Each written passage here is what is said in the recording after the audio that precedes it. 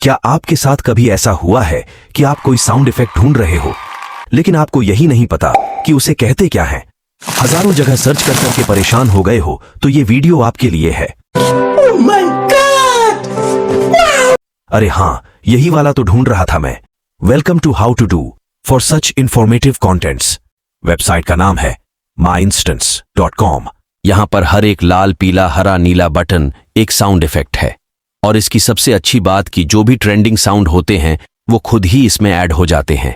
ये वेबसाइट बड़ी ही सिंपल और इजी टू यूज है, और आप किसी भी साउंड को इजीली MP3 में डाउनलोड करके उसे यूज कर सकते हो। जाते जाते दबा के जाना अरे ये वाला बटन।